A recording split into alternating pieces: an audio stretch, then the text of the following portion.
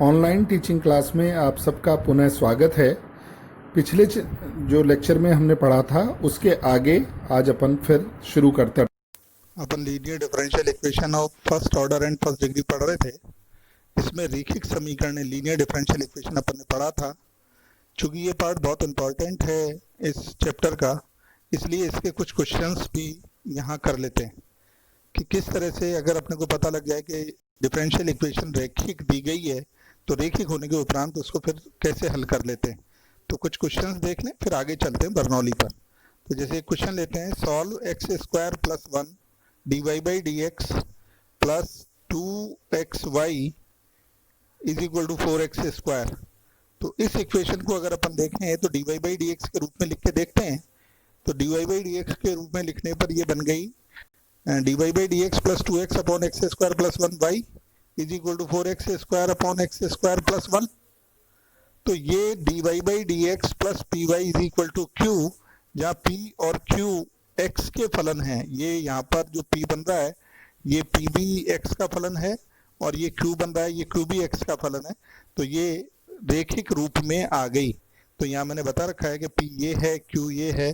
तो differential equation dy by D x plus p y is equal to q रूप में। तो जब पता लग गया इक्वेशन है तो सबसे पहले तो इंटीग्रेटिंग फैक्टर निकालें। तो इंटीग्रेटिंग फैक्टर अपन जानते हैं ये होता है e raise to the power integral p d x. तो ये p का मान रख दिया 2x upon x square plus 1। तो ये आ गया, इसको इंटीग्रेट करते हैं तो एक्स स्क्वायर प्लस 1 का अवकलन 2x dx ऊपर मौजूद है तो ये सीधा लॉग में हो गया।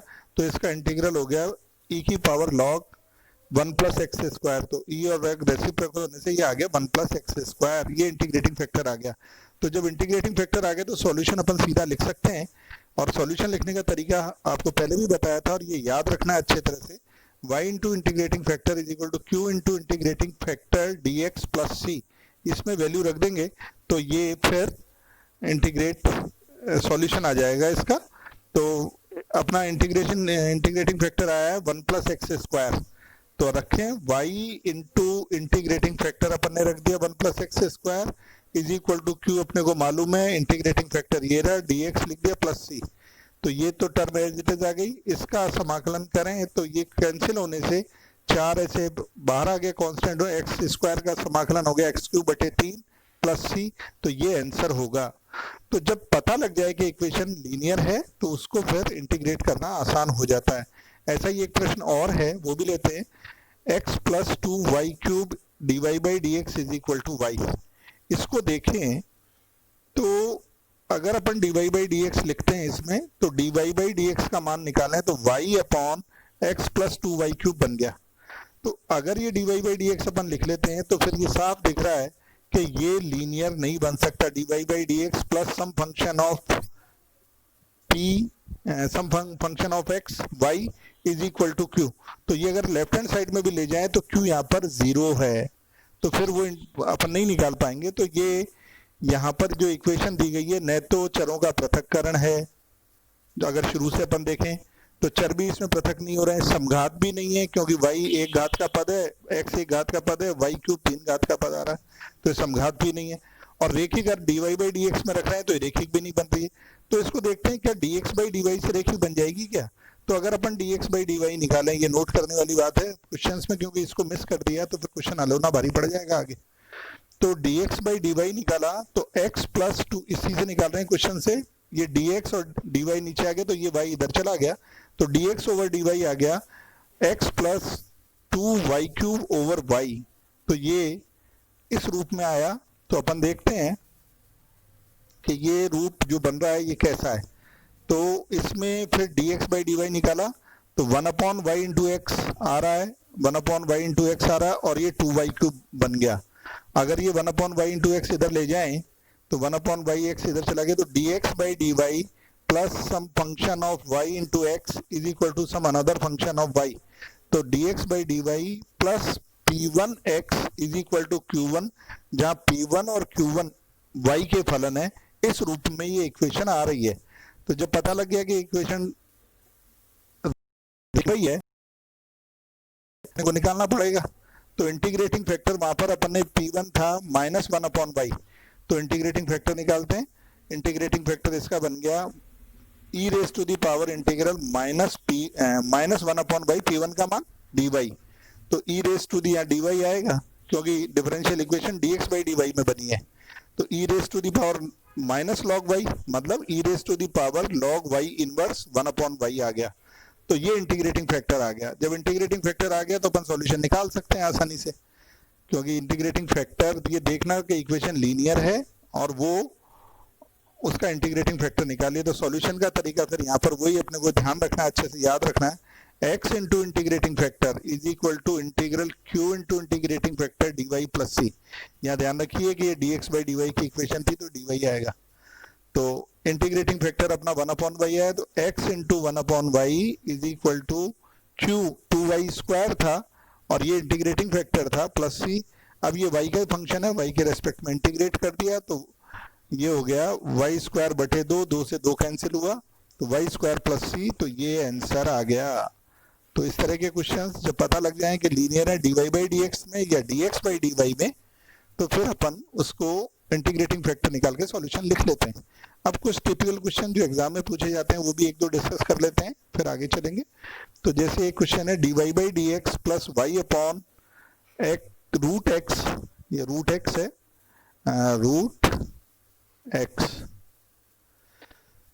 Into 1 minus x is equal to 1 minus root x. तो इस क्वेश्चन देखने से थोड़ा सा ये लगता है कि कैसे होगा। तो D Y by D x, अब इसमें y p one into y है ये, तो या d Y by D x plus p y is equal to q रूप में इक्वेशन बनाना चाहते हैं। तो ये वाई वाली टर्म अपन देखें तो 1 अपॉन रूट एक्स है ही, और 1 माइनस एक्स को 1 माइनस रूट एक्स का होल स्क्वायर करके लिख लेते हैं।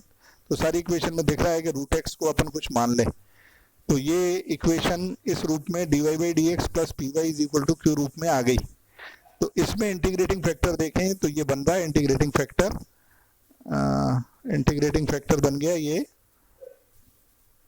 D e raise to the power integral d x over root x 1 minus root x का होल स्क्वायर। 1 माइनस एक्स को लिखने का तरीका है, तो अब अगर रूट एक्स को टी मान लें तो 1/2 root x d x is equal to d t.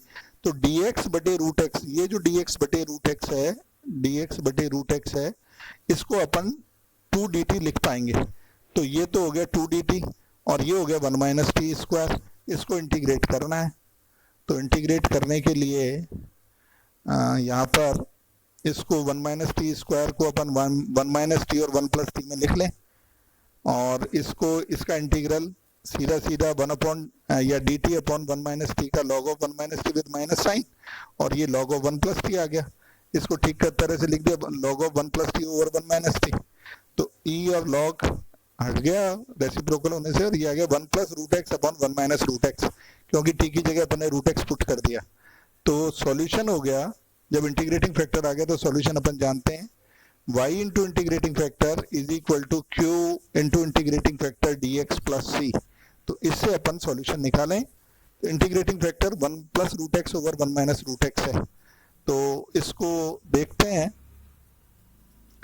तो ये बन गया y into integrating factor, y into integrating factor ये आ गया, ये इंटीग्रेटिंग फैक्टर ही है तो लिख दिया, इज इक्वल टू क्यू ये दिया हुआ है, और ये इंटीग्रेटिंग फैक्टर फिर अपने को मालूम है लिख दिया dx प्लस c। तो यहाँ पर ये कैंसिल आउट हुआ, तो 1 का इंटीग्रल x आ गया और रूट x मतलब x की पावर 1/2 का आ गया, x की पावर 3/2 बटे 3/2 प्लस c। तो y इंटू 1 प्लस रूट एक्स ठीक तरह से लिख दिया, 1 माइनस रूट एक्स राइट में मल्टीप्लाई कर दिया, तो ये सॉल्यूशन इसका आ गया। तो इस तरह से अपन सॉल्यूशन निकाल लेते हैं। एक इसी तरह का क्वेश्चन और है जिसमें d Y by D x न बन के d x by D y बनता है, इसलिए एग्जाम में काफी बार पूछा जाता है, इंपॉर्टेंट क्वेश्चन माना जाता है, इसे भी डिस्कस कर लेते हैं। तो एक क्वेश्चन है x plus y plus 1 d Y by D x is equal to 1। तो अगर d Y by D x इसमें अपन निकालते हैं तो 1 upon x plus y plus 1 हो गया।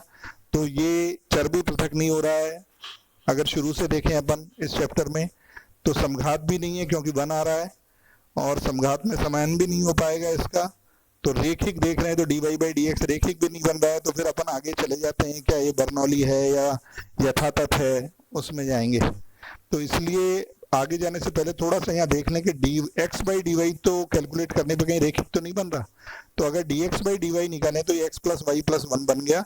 तो अगर इसमें वाम पक्ष में अपन चले जाएं तो x अपन वाम पक्ष में ले गए तो यहां पर बन गया y plus one right hand side में बन गया, तो dx by D y plus P1 x is equal to Q1। तो P1 तो यहां पर है -1, या तो कांस्टेंट या y का फलन होना चाहिए, और Q1 यहां पर कांस्टेंट है, तो ये dx by D y is equal to P1x is equal to Q1 रेखिक हो गया, लीनियर समीकरण बन गई। तो जब ये रेखिक है तो इंटीग्रेटिंग फैक्टर अपने को निकालना पड़ेगा, तो इंटीग्रेटिंग फैक्टर होता है e raise to the power -1 dy, क्योंकि P1 का मान -1 है, तो e raise to the power -y integrating factor इसमें आ गया। तो इसका सॉल्यूशन हम अपन सीधा लिख सकते हैं, x into integrating factor is equal to q into integrating factor dy plus c। ये याद होना चाहिए dx बाई dy वाली समीकरणों का। तो इंटीग्रेटिंग फैक्टर अपन e raise to the power -y लिखें, ये यहाँ लिख दिया, ये रहा e raise to the power -y, यहाँ भी अपन ने q इंटू इंटीग्रेटिंग फैक्टर ये लिख दिया प्लस c, इंटीग्रेट कर दें तो ये y plus one first function integration of second minus integral differentiation of first और इंटीग्रल ऑफ सेकंड। तो ये अपन ने माइनस माइनस को प्लस कर दिया है यहाँ पर, ये माइनस माइनस ये यहाँ पर अपन ने प्लस कर दिया काट के, तो ये आ गया माइनस साइन, ये minus Y plus one e raise to the power -y, और ये e raise to the power -y समाकलन कर दिया वापस, तो माइनस लग गया यहाँ बाहर और ये -y है ही, तो ठीक तरह से लिख दिया, तो ये इसका सॉल्यूशन आ गया, यही आंसर है। और इस आंसर में एक बार c कांस्टेंट ऑफ इंटीग्रेशन आएगा ही, तो ये व्यापक हल कहलाता है, क्योंकि ये फर्स्ट ऑर्डर फर्स्ट डिग्री की डिफरेंशियल इक्वेशन है, तो इसके हल में एक अचर आना चाहिए, तो ये व्यापक हल है। अब आगे देखते हैं, अब आते हैं कि अगर समीकरण शुरू में बर्नौली नहीं बन रही, रेखिक नहीं बन रही, तो फिर वो रेखिक में परिणत की जा सकती है क्या? तो ये फिर इसके आगे का पार्ट हो गया कि अगर मान लीजिए dy बाई dx में रेखिक नहीं है, तो क्या dx बाई dy से रेखिक बन रही है क्या? वो भी नहीं हो रहा, तो देखते हैं कि बनाई जा सकती है क्या। तो रेखिक में परिणत होने वाले समीकरण बर्नौली समीकरण, ये विशेष प्रकार के समीकरण इस प्रकार होंगे, dy by dx plus py is equal to q, तो रेखिक होता है, यहाँ y की पावर n और आ रहा होगा, तो y की पावर n आने से ये बर्नौली समीकरण कहलाती है।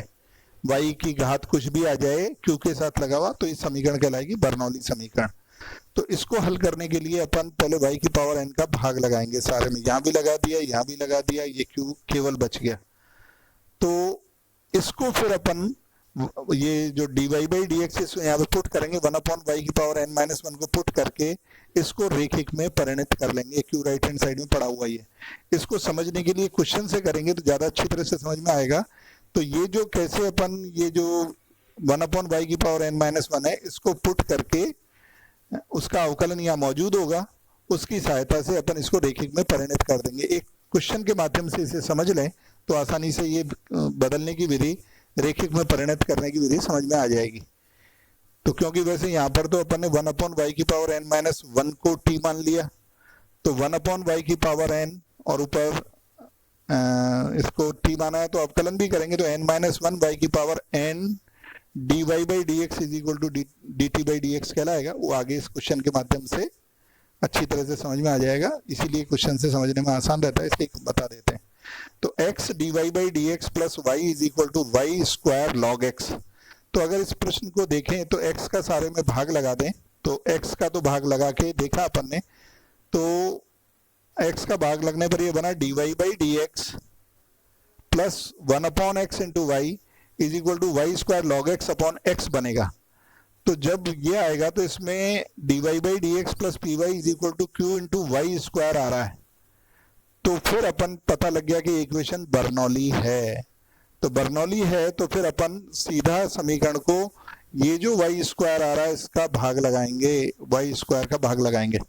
तो वाई स्क्वायर का भाग लगाया तो 1/y square dy by dx, वो 1/x, या यूं कह दोगे एक्स वाई स्क्वायर का पूरा अपन ने समझ लिया, तो एक्स वाई स्क्वायर का भाग लगा रहे हैं, तो इक्वेशन इसमें कन्वर्ट हो गई, 1/y square dy by dx plus 1/x into 1/y, y square का भी भाग है तो 1/y बनी है, तो log x अपॉन x। अब ये राइट हैंड साइड तो पूरा q जो है x का ही फलन बचा हुआ है, यहाँ पर अपन 1/y को अगर v मान ले, 1/y, ये जो 1/y आ रहा है इसको अपन v मान ले, तो माइनस 1/y² dy/dx हो जाएगा dv/dx। ये नोट करने वाली बात है। तो 1/y², ये जो पद है 1/y² dy/dx, ये dv माइनस dv/dx बन जाएगा।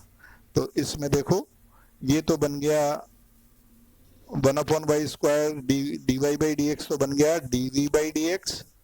तो इसको तो अपन ने लिख दिया dv/dx, और ये 1/y को अपन ने v माना था, इस 1/y को, तो ये तो v/x बन गया is equal to some function of x। तो dv/dx ठीक तरह से लिखने dv/dx माइनस 1/x, ये माइनस 1/x आ रहा है, v is equal to some function of x। तो dv/dx plus pv is equal to q, जहां p और q x के फलन हैं।